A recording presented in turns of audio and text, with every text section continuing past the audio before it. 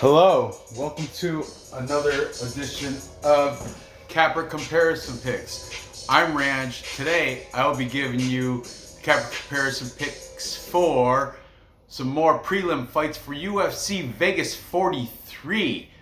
Be sure to, if you haven't yet, be sure to check out the video I did yesterday for the early prelim fights and my recap from last week. I am going to now get my glasses so I can see, and we're going to get on with these fights here. So,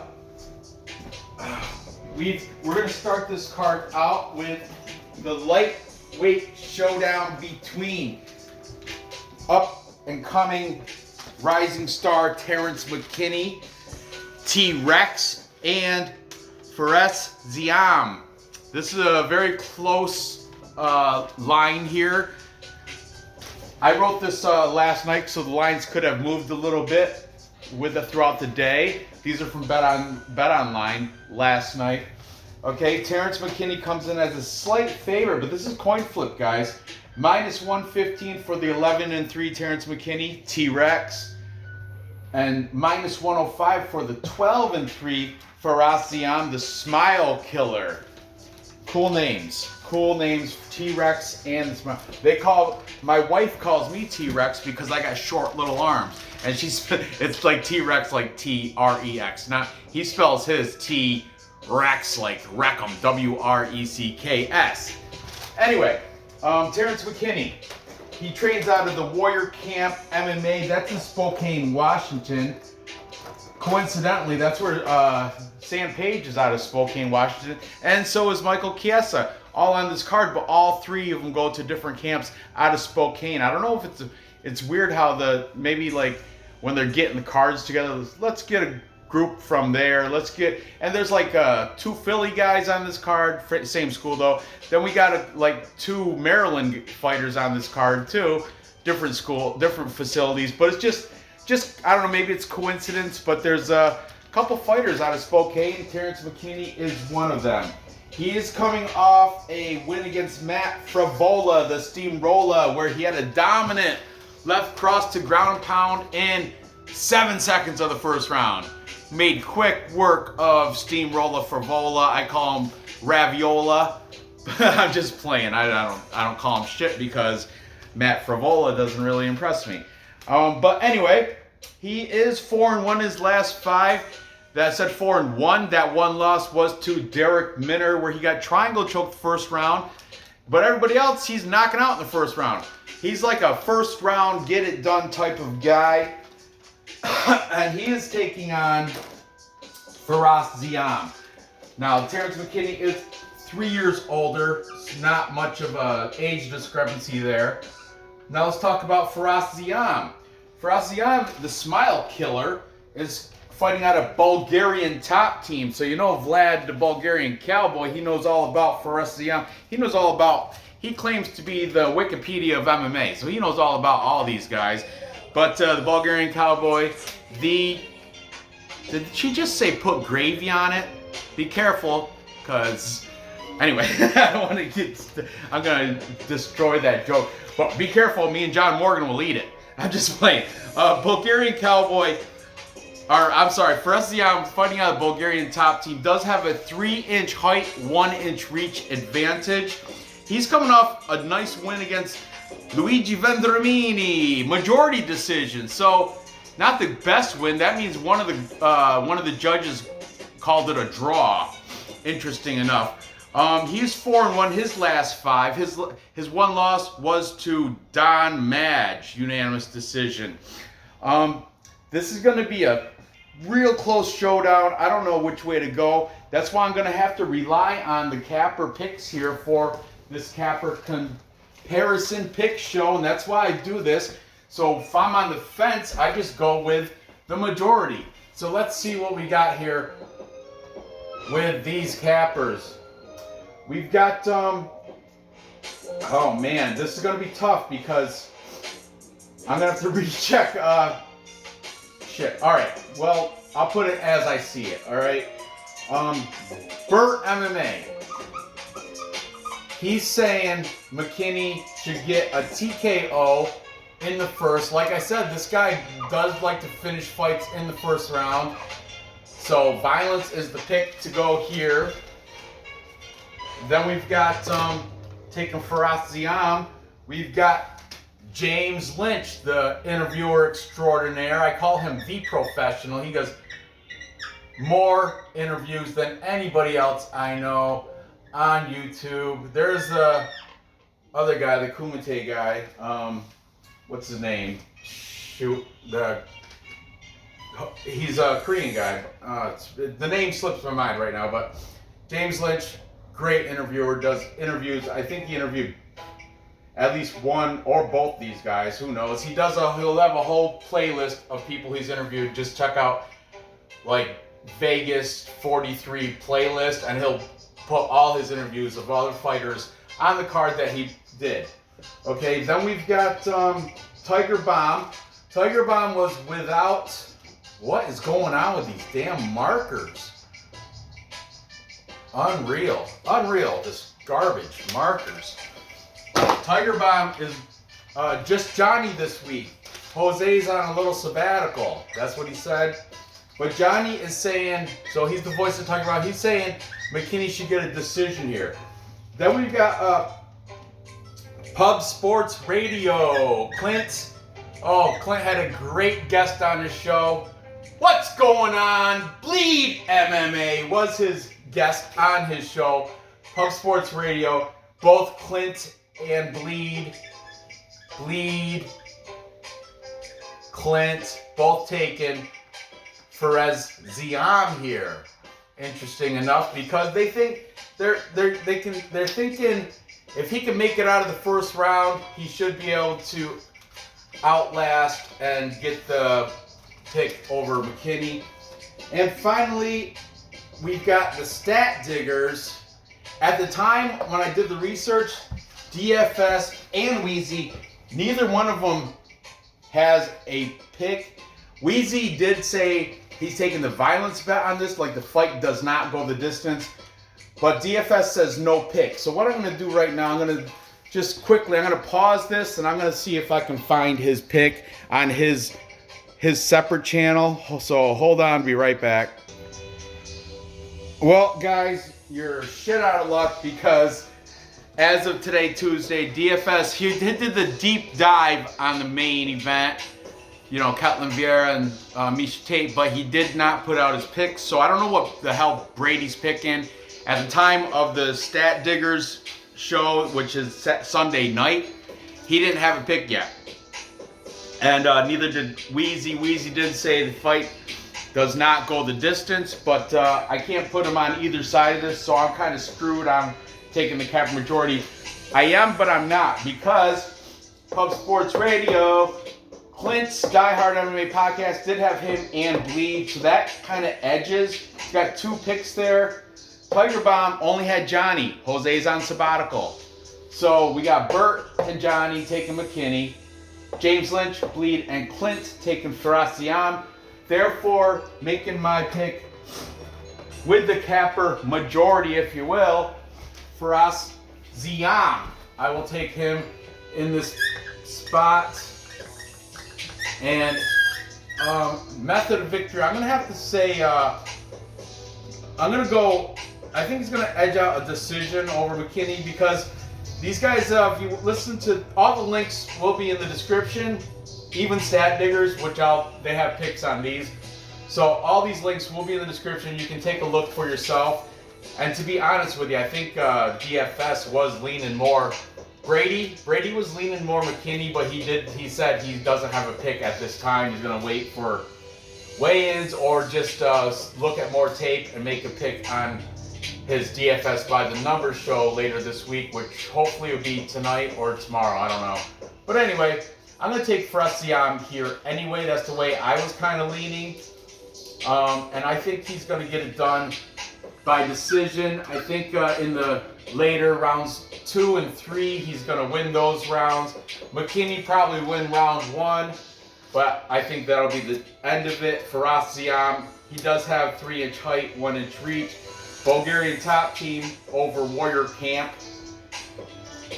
So there you have it. moving on. Time check.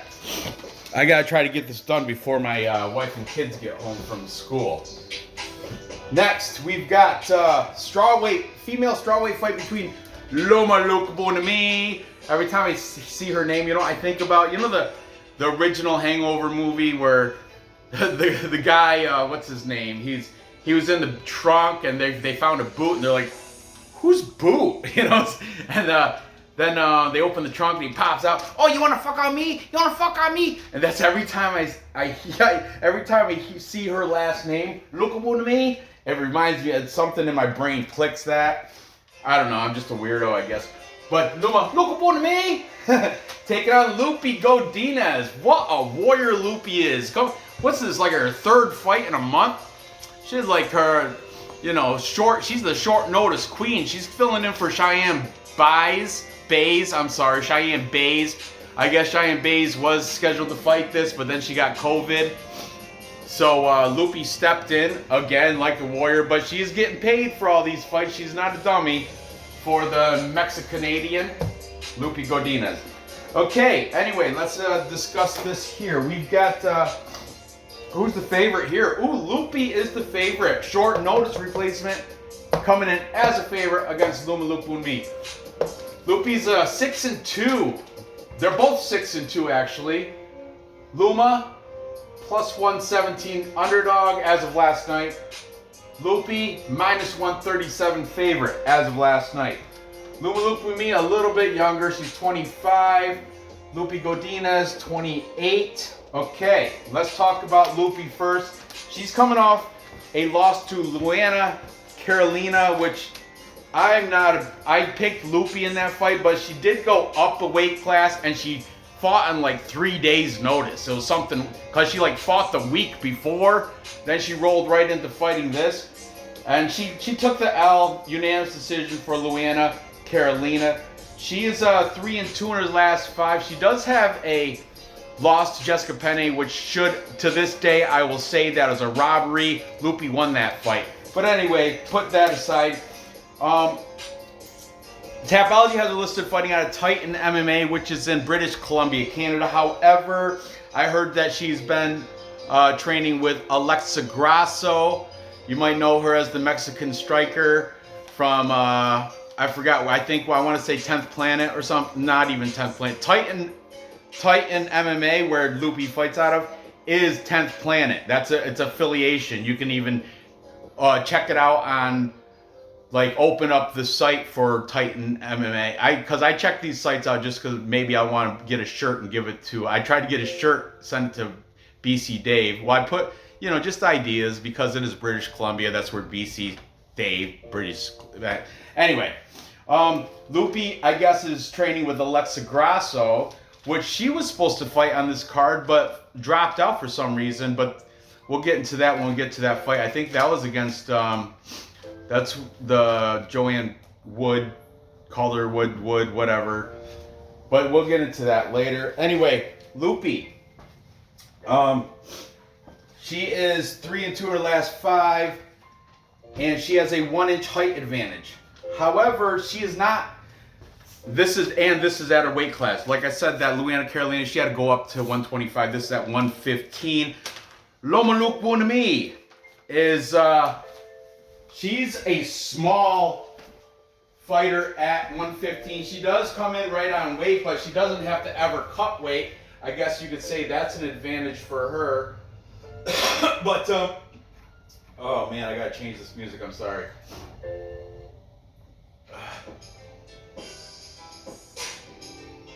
Add in 3, 2, 1. But anyway, Loma Lookboonmee, she was training at Tiger Muay Thai, but I pick up a lot of info in the chats too during the live streams of all these cappers. I follow, pay attention, because there's tidbits of info in the chat you won't find on the live stream. Loma, I guess according to the chat on Clint's Die Hard MMA podcast, Loma is now training out of, what is it called, Bangkok Martial Arts or Bangkok Fitness or something like that. So she's not really out of Tiger Muay Thai, but either way, I think Loma, because of her time at Tiger Muay Thai will have the clinch and kickboxing advantage here, whereas in Loopy should, because Titan MMA is affiliated with 10th Planet Jiu-Jitsu, she should have the better grappling, jiu-jitsu, ground game. And I think that's probably why she's training with Alexa Grasso. Alexa Grasso is known to be a striker, so I think she's toning up her striking skills. Makes sense, right? But like I said, she's been might be toning them up, but this is short notice. I don't know how short notice, but she's coming in for Cheyenne base. Okay, now Loma Lookboonmee is coming off a win against Sam Hughes. If you remember, Lupita fought Sam Hughes twice, once a draw, once a win. Loma beat her by unanimous decision. She's a decision queen because she's so small. She just really outpoints these girls and gets victories that way. She also has a win against Jinyu Frey, another known name throughout the UFC. She is 4-1 in her last 5. Her one loss was to Angela Overkill Hill by unanimous decision. So Loma, as a slight underdog, is a very live dog. Let's see what these cappers have to say here. We do have picks now from the stat diggers. We'll start with them on the favorite. They're taking Lupita Godinez. Stat diggers, they're both saying by decision. Wheezy and DFS Brady are both saying by decision for Godinez. Then we've got taking Loma Lookboonmee, Tiger Bomb, that's Johnny, and he's saying by decision because it's female fight. And look at the over 2.5 minus 325. Female fights usually go to decision because they just don't have the power to knock the other girl out, but they do have the durability to take a punch. Then we've got James Lynch. Oh man, these markers are pissing me off, I tell you what. There we go. James Lynch. Also taking Loopy Godinez by decision, of course. Flipping back over here, we've got Burt MMA. The young gentleman is taking Loma Lookboonmee by decision. And for the tiebreaker, who is at Pub Sports Radio, both bleed. Well, Clint is actually going to wait till he sees the weigh-ins because Loopy, remember, she was just at 125 when she fought Luana Carolina. And Loma Lookboonmee is walk around average 115. He wants to see what they look like on the scales. But representing, because he was the guest, Pub Sports Radio, Bleed is taking the slight underdog in Loma Lookboonmee. And he's also saying by decision. I didn't write it down. But, man, I am a fan of Loopy, and I give her props for coming in, doing all these, like, 3 fights in the past month. That's very commendable. But I'm going to take Loma Lookboonmee. I think she's going to have the advantage when it comes to striking. Oh, look at me. Just writing method already. So I'm going to take Loma as the underdog, plus money, you know. It's kind of a dog or pass situation for me, but I do love Loopy. But Loma Lookboonmee, I'm going to take her by decision to get this done. Moving on. What's the time check? My dog just threw up bile on the carpet right here. I should clean that up. All right, let me whack out this last fight, and then I'll get it before my wife and kids get here. And we're still good. I think I got a little time. All right, moving on. We've got lightweight fight between Hafa Garcia and Natan Levy, the Israeli. Interesting fight. We have Natan Levy. This is very close odds, coin flip, if you will. Natan Levy is a slight favorite, undefeated, but coming out of Contender Series, so what's his quality of opponents? Not all that. He's coming off a round 3 triangle choke win over Shalian Santana in the Contender Series. I guess he is a BJJ purple belt and a karate black belt. He does have a reach and height advantage. The thing is, he's got 2-inch height advantage. On Tapology, it says 4-inch reach advantage, but Wheezy said according to UFC stats, it's only a 2-inch reach advantage. I don't know, whatever. It doesn't matter. Slight reach advantage shouldn't make that much of a difference. However, Natan Levy, training out of Syndicate MMA, that is in Vegas, mostly known for the female fighters, like JoJo Wood. She's out of there, but they do have a couple. Jordan Levitt fights out of there, and he's getting ready for a fight against Matt Sales. Julian Marquez fights out of there. He's going to be fighting in February against Kyle Daugus. I can't wait to break down that fight. But what I was saying, Syndicate MMA is a very active gym.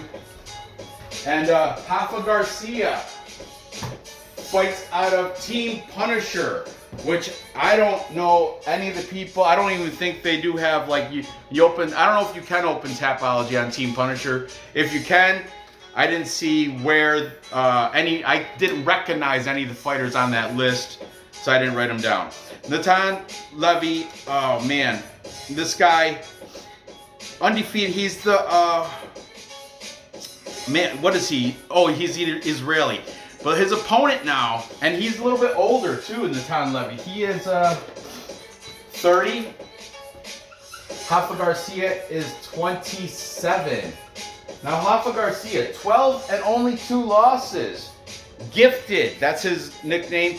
His last loss was his 2 losses are his 2 UFC fights. Before that, he was a Combate champion. Combate is the scene out of either, I think, Mexico or Brazil. I want to say Brazil. I think it's, or I don't know, Central California says probably Mexico. Combate, I think, yeah, Jungle Fights is Brazil. Combate is the Mexican regional scene where he was champ. However, his introduction to UFC, his most recent loss was against Chris Grutzmacher, unanimous decision. Not a good look because Chris Grutzmacher, you know, did get destroyed, knocked out by Kanza, and but he's coming off a win though. Anyway, before that, he had a unanimous decision in his UFC debut against Nasrat Haqparast, which that is a pretty decent loss because he did go to distance with the guy. He's 3-2 in his last 5. Like I said, those 3 wins were all in Combate, but that's why he's probably the slight underdog for Gifted. Now, let's see what these cappers have to say about Natan Levy, the unproven, undefeated guy making his UFC debut, and Rafa Garcia, the more veteran fighter here. Double the amount of fights, over double the amount of fights as a professional. So taking the slight favorite, Natan Levy, we've got stat diggers, both of them. Fuck me with this. Markers. Excuse me, I still got a little chest cold. Stat diggers are both taken on Natan Levy. Also taking him, we've got James Lynch by decision. Burt MMA also is saying by decision. Then Tiger Bomb also taking the undefeated Kung Fu guy, karate guy, by decision. Oh boy, guys, is this going to be a full Kappa consensus? I don't know. Pub Sports Radio, lead, Natan Levy. However, contrarian pick, I don't care. I'm doing a different color because all these black markers are shit now. I have to buy some new ones. We've got, this is not better. Pub Sports Radio, Clint taking being the contrarian, taking Hafa Garcia for his better experience. He thinks Natan Levy has still got stuff to prove. Hafa Garcia, combate champion, don't blame him there. I too am going to take the side of Hafa Garcia. I like Natan Levy. I like that he's a purple belt in jiu-jitsu, but I think Hafa Garcia's probably maybe a black belt. And I know Natan Levy got that karate pose picture in Tapology. He's all ripped, muscular and stuff, and he is a black belt in karate. But I'm going to take the combate champion here against the Capra majority. I'm joining Clint on this deal here, and I think Garcia should be able to get it done. I think it's going to be by decision. Unfortunately, I know all these I'm saying by decision. That's just how I think it's going to go. Well, this one's female fight. That one's close to call. This one's very close to call too. So this is going to be interesting. I'm on the fence with all three of these actually. And look at the lines on all three of these. You can coin flip. It's very hard to predict these three fights. But I will definitely capitalize when I see the weigh-ins, and I will make my final bets. But as of right now, I'm going to go with these three. So to recap, time check. How we looking? Perfect. Okay, to recap, I've got Ziam beating Terrence Mckinney by decision. I think he should be able to get out of that first round. Terrence Mckinney probably win that first round, but Ziam should win round 2 and 3 in the judges' eyes, get that decision there. Then I've got Loma Lookboonmee using her Muay Thai clinch and her striking over Godinez's grappling and BJJ, and I think she's gonna capitalize with a decision there because judges like to see punches and counting those strikes over control time, which I don't know if Godinez is going to be able to get control time because Lookboonmee does have some solid takedown defense, if I remember correctly. I didn't look at the stats, but I do believe so. Like I said, all these are subject to change on my live stream come Friday with BC Dave and maybe a special guest this week. Maybe. And then finally, I'm taking Hafa Garcia against the majority of the cappers that are all taking the unproven Israeli and Natan Levy because his Tapology picture, he looks like a movie star, black belt karate guy. I'm still taking the rough Hafa Garcia combate champ. I think his 2 losses in the UFC both went to unanimous decision, and they were both against known fighters. Natan Levy, strength of schedule. You look at who he's fought, and you don't know any of those guys. That's why I'm taking Garcia. I think he should be able to get it done by decisions. There you have it. Gather the info, place those bets, and cash those tickets. I appreciate you watching. Give me that thumbs up. I love that. Subscribe if you haven't done that. Go ahead and fill the comments with who you think is going to win these very close fights. All 3 of these fights could go either way. Really, coin flip it. I don't know. Hopefully I'll get a better read when I see them in the face-offs. That's why I'm subject to change. But as of right now, I'm going to throw this parlay in just because I'm a man of my word, and every show is a 3-leg parlay. That's how I play it. It's how I've always played it. I'm taking Garcia, Ziam, and Lookboonmee on a 3-leg parlay. Should play out. Plus money. All of them do, right? So there you have it. Thanks for watching. Good luck on your bets. And hopefully I'll see you tomorrow. I'm going to be doing tomorrow's show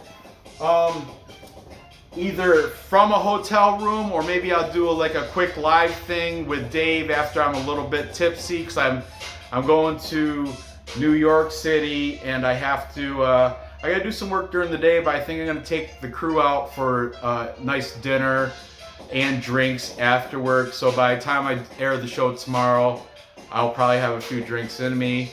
Don't drink and drive, guys, though. I have a DD. Anyway, thanks for watching. Good luck on your bets. I'll see you next episode.